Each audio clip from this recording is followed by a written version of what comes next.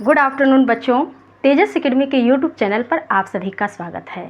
तो मैं आपके बीच में क्लास लेकर के आई हूँ एमसीक्यू क्वेश्चन जो है, और इसमें मैंने प्रीवियस जो क्लास है उसमें 1 से 25 तक बताई थी, और जिसमें से बहुत से ऐसे बच्चे हैं जिनका 25 में से 24 क्वेश्चन जो हुआ था सही हुआ था। तो आज की हम श्रृंखला को स्टार्ट करेंगे 26 से लेकर के 50 तक। तो आप बताइएगा आज आप कितना स्कोर कर पाते हो। तो आप अपने साथ में एक कॉपी और पेन लेकर के ज़रूर बैठो और आप बताते रहिएगा कि आपका कितना स्कोर आया है। तो लास्ट में आप पूरा बताइएगा कि 26 से 50 के बीच में आपका कितना स्कोर आया है और आप कितने प्रश्नों को सही कर पाए हो, इस बात को आप ज़रूर बताइएगा। तो आइए बिना लेट किए हम अपने क्लास को क्या करते हैं बेटा, स्टार्ट करते हैं। तो आइए हम देखते हैं 26वां प्रश्न हमारा क्या है। 26 प्रश्न में दिया है कि pH का मान 7 से कम होने पर विलयन कैसा होता है। बेटा मैंने आपको बताया था, क्या बताया था कि यदि विलयन का मान जो है वो 0 से 7 के बीच में है तो विलयन कैसा होगा। तो विलयन हम लोगों ने बताया था कि अम्लीय होता है, और यदि 7 है तो क्या होगा, उदासीन होगा। 7 से 14 के बीच में है तो क्या होगा, विलयन क्षारीय होगा। तो हमसे क्या पूछा है, 7 से कम। तो 7 से कम में क्या बताया गया है कि विलयन कैसा होगा बेटा, एसिडिक होगा, अम्लीय होगा। कैसा होगा, अम्लीय। अगर 7 आ गया तो उदासीन होगा, और 7 से अधिक आ गया तो क्या होगा, क्षारीय होगा। तो चलिए हम आज के अपने अगले प्रश्न को क्या करते हैं बेटा, स्टार्ट करते हैं। क्वेश्चन नंबर 27 आपके बीच में आ गया है। आप इसको देख करके मेरे बताने से पहले आप अपनी कॉपी में नोट कर लो, फिर लास्ट में आप बताइएगा कि आपका कितना सही हुआ है। pH का मान 7 से अधिक होने पर कितना होता है बेटा, अभी को बताया गया है कि 7 से अधिक होगा तो क्षारीय होगा, 7 से कम होगा तो अम्लीय होगा, और 7 होगा तो कैसा होगा, उदासीन होगा। तो हम देखते हैं 7 से अधिक है तो हमारा कैसा हो जाएगा, बेसिक हो जाएगा, क्षारीय विलयन हो जाएगा। सही जवाब है, गुड। आपको आ रहा होगा क्योंकि बहुत से ऐसे क्वेश्चन होंगे जिसे आपको पहले से ही आता होगा। अब हमसे अगला प्रश्न क्या पूछा है, अगले प्रश्न में है निम्नलिखित में से किसका pH सबसे कम होने की संभावना होती है। तो बेटा हम लोगों ने पढ़ा था, आप देखोगे पार्ट 3 में, पार्ट 2 में, जितने भी पार्ट आपको कराए गए हैं सब पार्ट को आप अच्छे से एक बार फिर से देख लीजिएगा। बैटरी का pH मान कितना होता है, 1 होता है। तो हमारा जो सबसे कम अम्लीय विलयन जो होती है उसकी संभावना कितनी होती है, 0 से 1 के बीच में। तो हमारा क्या हो जाएगा, प्रबल अम्ल जो होगा, इसका सही जवाब क्या होगा बेटा, ए होगा। और वैसे भी उदासीन 7 की बात आ जाएगी तो उदासीन रहेगा। कमज़ोर क्षार जो होगा वो 7 से लेकर 8 कमज़ोर क्षार होता है बेटा। 7 तो उदासीन होता है, 8 कमज़ोर क्षार होता है, 8 से अधिक। जितना आप आगे बढ़ते रहोगे उतना ही क्षार क्या होगा, प्रबल होगा, और अम्ल जो होगा जितना कम होगा वो क्या होगा, प्रबल होगा। और ये क्या है, प्रबल क्षार। तो ये हमारा क्या हो गया, आज का सही जवाब हमारा ए ऑप्शन है। अब आप अगले प्रश्न को सोचो और बताओ। pH पैमाने पर अत्यधिक अम्लीय विलयन का pH मान लगभग कितना होता है। आप बताओ लगभग कितना होता है। तो अत्यधिक अम्लीय विलयन का pH मान लगभग 0 से लेकर के 1 के बीच में होता है। यही हमारा क्या होगा बेटा, यही हमारा सही जवाब है। तो हम चलते हैं अगले प्रश्न की ओर। अगले प्रश्न में हम देखेंगे कि हमारा क्या प्रश्न हमसे पूछा है। तो आप बताइए pH पैमाने पर अत्यधिक अम्लीय विलयन का pH मान लगभग कितना होता है। अत्यधिक अम्लीय विलयन का pH मान कितना होगा बेटा, आप बताओ, सोच कर बताओ। इसका भी क्या होगा बेटा, सही जवाब है ए है। अत्यधिक अम्लीय विलयन का pH मान कितना होता है बेटा, 0 से 1 के बीच होता है। मुझे लग रहा है ये भी वही प्रश्न है, बस पूछने का तरीका क्या हो गया है, थोड़ा सा चेंज हो गया है। तो हम चलते हैं अपने आज के 30वें प्रश्न पर चलते हैं, और आप देखिए 30 नंबर का जो क्वेश्चन है वो क्या है, ये आ गया है 28, 29, अब क्या हो गया 30 में ही हमें क्या बताना है बेटा, बताना है कि 30 में हमसे क्या पूछा है। हमारे शरीर में अम्ल क्षार संतुलन बनाए रखने में पीएच का क्या महत्व है। बेटा आपको बताया गया है, ये पार्ट 3 में बताया गया है। क्या बताया गया है बेटा कि जैविक क्रियाओं के लिए उचित पीएच की क्या होती है, आवश्यकता होती है। कि यदि जो हमारा पेट है उसका भी पीएच मान कितना होता है, 5.5 होता है, और यदि उससे कम हो गया या फिर उससे अधिक हो गया तो हमारे पेट में क्या होता है बेटा, एसिडिक बनता है और गैस की समस्या होती है। तो हमारा क्या होता है, अम्ल क्षार संतुलन को बनाए रखने के लिए पीएच का क्या महत्व है, तो यही है जैविक क्रियाओं के लिए उचित पीएच का आवश्यकता होती है। इसको तापमान नियंत्रण करने में नहीं किया जाता है, केवल शब्द जहाँ लग जाएगा वो पहले से ही गलत है और इसका कोई महत्व नहीं है। ये बात पूरी तरह से गलत है क्योंकि इसका बहुत बड़ा महत्व होता है। अब हम चलते हैं आज के अगले प्रश्न में। अगला प्रश्न हमसे क्या पूछा है, नेक्स्ट प्रश्न में हमसे पूछा है कि हमारे पेट में भोजन के पचाने के लिए कौन सा अम्ल पाया जाता है। तो बेटा आप सोच करके बताओ कि आपको पूरा दिख रहा है ना, हाँ दिखेगा, आप बताते रहना कि इसका सही जवाब क्या है। हमारे पेट में कौन सा अम्ल पाया जाता है, हम लोगों ने पढ़ा है कौन सा बेटा, HCl। HCl को क्या बोलते हैं, हाइड्रोक्लोरिक अम्ल बोलते हैं। तो हमारे पेट में कौन सा अम्ल पाया जाता है बेटा, HCl पाया जाता है। अब हम आगे बढ़ते हैं।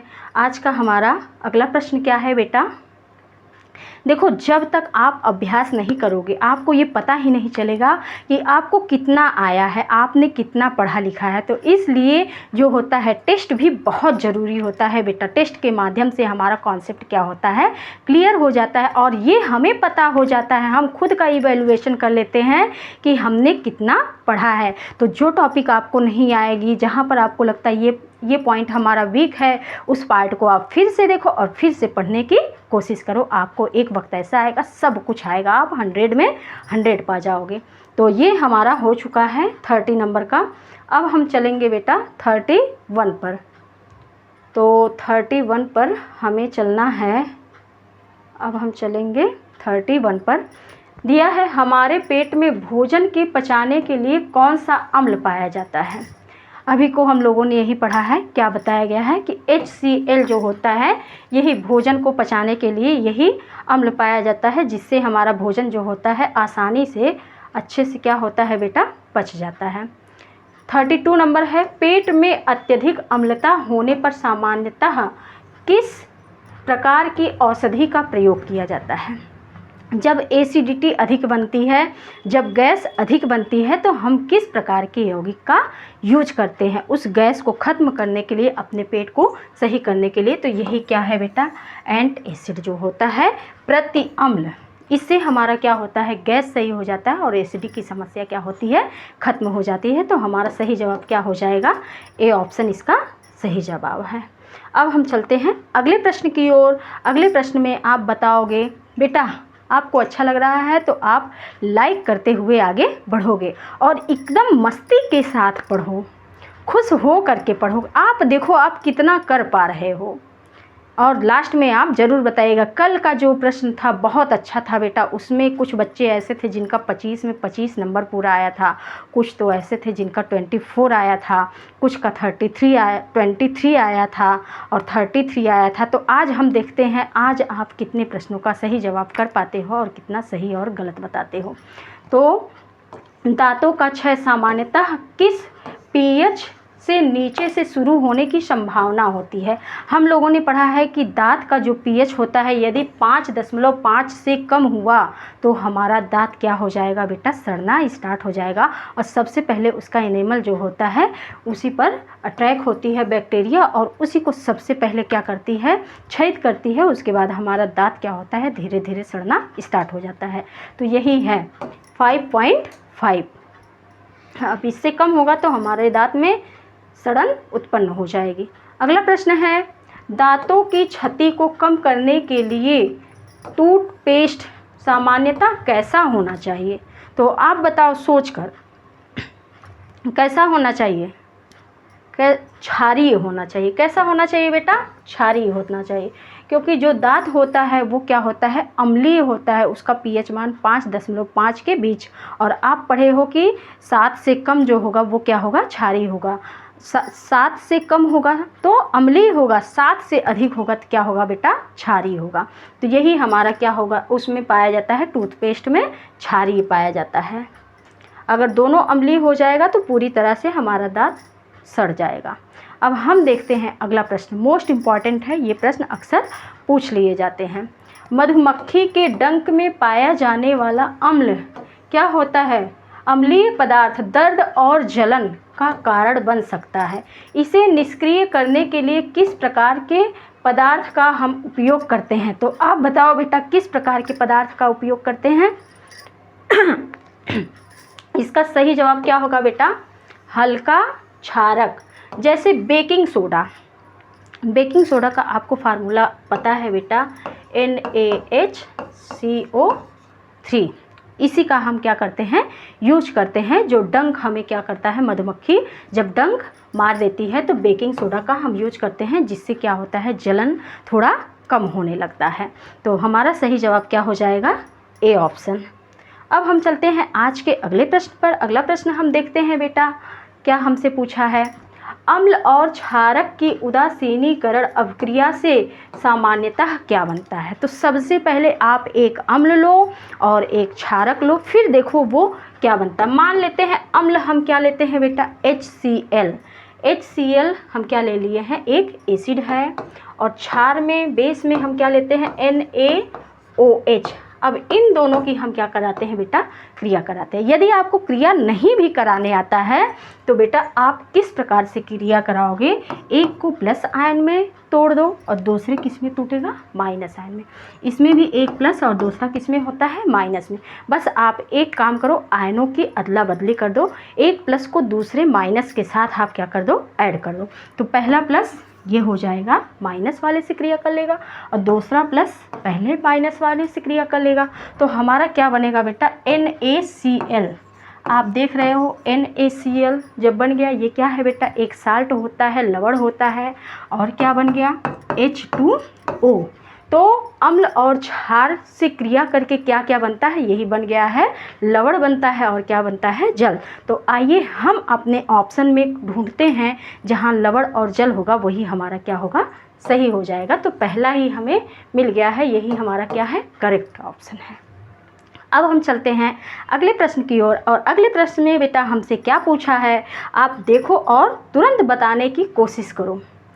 बिल्कुल बताओ। यहाँ से तो मोस्ट इम्पॉर्टेंट है, आपसे फार्मूला और सूत्र, रासायनिक नाम, सामान्य नाम अक्सर पूछता है, तो आप इसे बताने की कोशिश करो।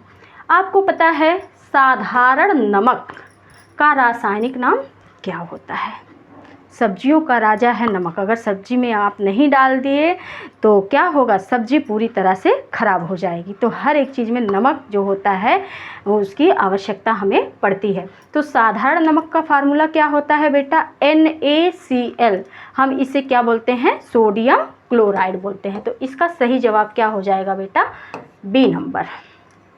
बी हमारा क्या हो गया है? सही हो गया। हमें पता है कि आप सबका सही हो रहा होगा, क्योंकि ये तो नॉर्मल सी बात है और पता भी होना चाहिए, क्योंकि इतनी छोटी बात नहीं पता रहेगी तो बताओ आप आगे क्या करोगे।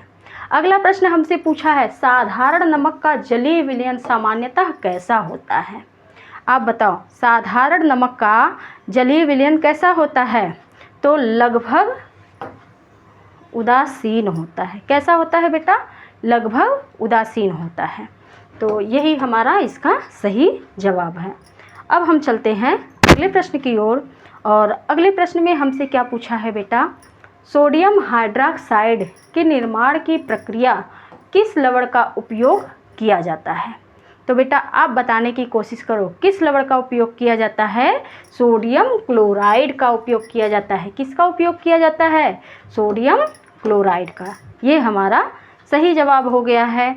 आज आप बताइएगा कि आज आपने कितना सही प्रश्न किया है, कितने प्रश्नों का आप लोगों ने सही जवाब दिया है। अब देखो, जिस तरह से हम लोगों ने अभी को पढ़ा था सोडियम क्लोराइड का फार्मूला, अब देखते हैं अगला क्या है। बेकिंग सोडा का रासायनिक सूत्र क्या है? रासायनिक सूत्र बोले या फिर अणु सूत्र बोले तो क्या होगा बेटा, ये है NaHCO3। इसको और भी हम किस नाम से जानते हैं, सोडियम हाइड्रोजन कार्बोनेट या फिर सोडियम बाइकार्बोनेट। तो हमारा सही जवाब NaHCO3। अब हम चलते हैं अगले प्रश्न की ओर। आप देखो 41 में हमसे क्या पूछा है और आप क्या कर पा रहे हो, आपको आ रहा है कि नहीं आ पा रहा है। हम देखते हैं 41 हमारा क्या है। बेकिंग सोडा का एक प्रमुख उपयोग है, क्या है बेटा, आप बताने की कोशिश करो। बेकिंग सोडा का प्रमुख उपयोग क्या है, अम्ल शामक में, एंटासिड में, जो अभी को आपको बताया गया था कि ये पेट की अम्लता को क्या करता है, कम करता है, एसिडिटी की मात्रा को घटाता है और क्या करता है, हमें गैस से राहत दिलाता है। तो मिल्क ऑफ मैग्नीशिया, आप देखते हो जब भी आपको एसिडिटी हो जाती है, आप डॉक्टर के पास जाते हो तो वो एक दवा देते हैं मिल्क ऑफ मैग्नीशिया, जो टॉनिक की तरह होती है और आप पीते हो, आपका गैस क्या होता है, पूरी तरह से सही हो जाती है और एसिडिटी की समस्या खत्म हो जाती है। तो हमारा इसका सही जवाब कितना हो गया है बेटा, ए नंबर हो गया है। अब हम चलते हैं अगले प्रश्न की ओर।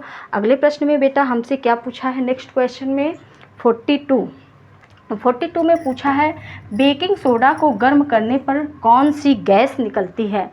तो बेकिंग सोडा को अगर हम गर्म करते हैं बेटा तो कौन सी गैस निकलती है, कार्बन डाइऑक्साइड। आप इसका देख लेना, बनाने की विधि आपको बताया गया है, इसका पार्ट 4 में ये सब बताया गया है। और 4th जो पार्ट है वो देखना बहुत इंपॉर्टेंट हो जाता है, क्योंकि वहाँ से आपका 4 नंबर का प्रश्न बनता है और 4 नंबर अपने आप में बहुत बड़ा नंबर होता है, इसलिए आप पार्ट 4 को ज़रूर देखिएगा।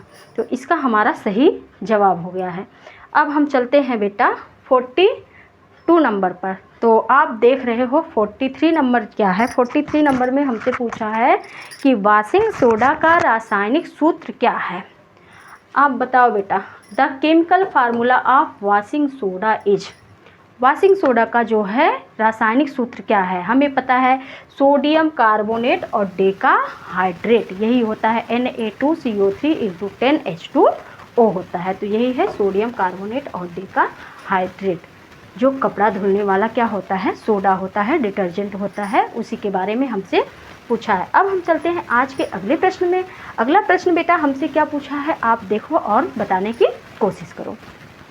नेक्स्ट क्वेश्चन हमसे यही पूछ रहा है कि वॉशिंग सोडा का प्रमुख उपयोग किस में किया जाता है। तो आप बताओ बेटा किस में किया जाता है। मैं साइड हो जा रही हूँ ताकि आपको अच्छे से दिख पा रहा है ना। बहुत बढ़िया, आपको दिखना भी चाहिए, नहीं दिखेगा बेटा आप बताते रहना। यही है, कांच, साबुन और कागज़ उद्योग में होता है, कि केवल भोजन में होता है, कि केवल औषधि बनाने में होता है, केवल ईंधन बनाने में होता है। देखो बेटा, सबसे पहले इसका सही जवाब क्या होता है, जहाँ भी आपको केवल शब्द दिख जाए वो प्रश्न अपने आप में गलत हो जाता है। तो ये तीनों वैसे ही क्या है, गलत है, क्योंकि किसी एक चीज़ का यूज जो होता है एक के लिए नहीं होता है, कई के लिए होता है। तो सबसे पहली बात यहीं पर हमारा क्या हो जाता है, गलत हो जाता है। हमारा सही जवाब क्या होगा बेटा, कांच, साबुन और कागज़ उद्योग में।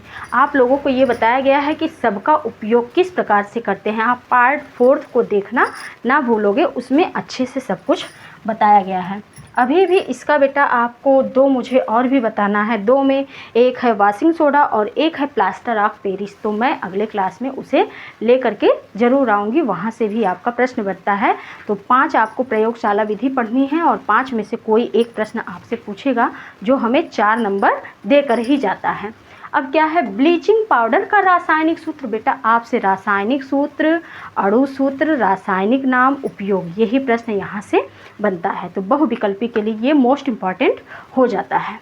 दिया है ब्लीचिंग पाउडर, हम लोगों ने पढ़ा था कि कैल्शियम क्लोरो हाइपोक्लोराइड को हम क्या बोलते हैं, ब्लीचिंग पाउडर बोलते हैं। तो आप फार्मूला बताओ, यही है CaOCl2, मिल गया, कैल्शियम क्लोरो हाइपोक्लोराइड। ये क्या है, कैल्शियम कार्बोनेट, ये नहीं होगा। ये है कैल्शियम हाइड्रोक्साइड, बूझा चूना है। और ये क्या है, कैल्शियम सल्फेट। तो हमारा सही जवाब 45 का क्या हो जाएगा, ए नंबर हो जाएगा। अब हम चलते हैं 46 में। 46 में हमसे क्या पूछा है कि ब्लीचिंग पाउडर का उपयोग मुख्यतः किसके लिए किया जाता है? तो आप बताओ बेटा, ब्लीचिंग पाउडर का उपयोग हम लोग कहाँ करते हैं? तो हम लोगों ने पढ़ा था, आपको मैं बोली हूँ, बार बार यही बोल रही हूँ कि पार्ट नंबर 4, पार्ट नंबर 5 जिसमें आपसे प्रयोगशाला विधि बताई गई है, उसे आप जरूर तैयार कीजिए। वहाँ से आपका प्रश्न बनने की 100% बेटा क्या होती है? संभावना होती है। तो हमारा इसका सही जवाब क्या होगा? जल को कीटाणु रहित बनाने के लिए इसका उपयोग किया जाता है। मतलब कि जल को शुद्ध बनाने के लिए, यदि उसमें किसी भी कारण से बैक्टीरिया प्रवेश कर गई है तो उसके शुद्धिकरण के लिए हम क्या करते हैं? हम करते हैं किसका उपयोग? ब्लीचिंग पाउडर का उपयोग करते हैं। तो इसका हमारा 46 का सही जवाब क्या होगा बेटा? ए नंबर हमारा इसका सही जवाब होगा। अब हम चलते हैं 47 में। 47 में बेटा हमसे क्या पूछा है? Plaster of Paris. आपको पता है जो हड्डी होती है, हड्डी टूट जाती है तो डॉक्टर के पास हम जाते हैं, वो हमें क्या करते हैं? प्लास्टर कर देते हैं। तो इसी का हमसे क्या पूछा है बेटा? रासायनिक सूत्र वो पूछा है। तो हम लोगों ने पढ़ा है कि जिप्सम को 373 केल्विन पर क्या करते हैं? गर्म करते हैं तो क्या प्राप्त होता है? प्लास्टर ऑफ पेरिस प्राप्त होता है। तो इसका फार्मूला क्या होगा बेटा? CaSO4 × ½ H2O। और ये किसका फार्मूला है? ये है जिप्सम का फार्मूला। और हमसे क्या पूछा है? हमसे पूछा है कि प्लास्टर ऑफ पेरिस का क्या है? रासायनिक सूत्र बताना है। और ये किसका फार्मूला है? अभी को आप पढ़े हो, धावन सोडा का फार्मूला है। और ये आप देख रहे हो कैल्शियम कार्बोनेट। तो हमारा सही जवाब क्या हो जाएगा बेटा? बी नंबर हमारा इसका सही जवाब है। अब हम चलते हैं अगले प्रश्न की ओर। और अगले प्रश्न में हम देखते हैं कि हमसे क्या पूछ रहा है। और आप अपने नंबर को बेटा अभी से जोड़ना स्टार्ट कर दो, क्योंकि आपका अब होने वाला है, समाप्त की तरफ आप पहुँचे हो। जिप्सम को गर्म करने पर मुख्यतः कौन सा पदार्थ प्राप्त होता है? तो बेटा यही अभी को मैं पहले ही बताई हूँ कि जिप्सम को 373 केल्विन पर हम क्या करते हैं? जब गर्म करते हैं तो हमें क्या प्राप्त होता है? प्लास्टर ऑफ पेरिस प्राप्त होता है। तो हमें इसमें क्या ढूंढना है? Plaster of Paris. तो हमारा इसका सही जवाब क्या हो जाएगा बेटा? बी नंबर इसका सही जवाब हो जाएगा। तो हम बेटा अभी चलते हैं, थोड़ा लाइट चली गई है और लाइट के आने तक हम थोड़ा सा इंतज़ार करते हैं बेटा। अब हमारा क्या होगा? अगला प्रश्न हमसे क्या पूछा है? तो अब हम आगे अगले पार्ट में मिलते हैं, अगले क्लास में। यहीं पर अपनी क्लास को समाप्त करते हैं। बंद कीजिए।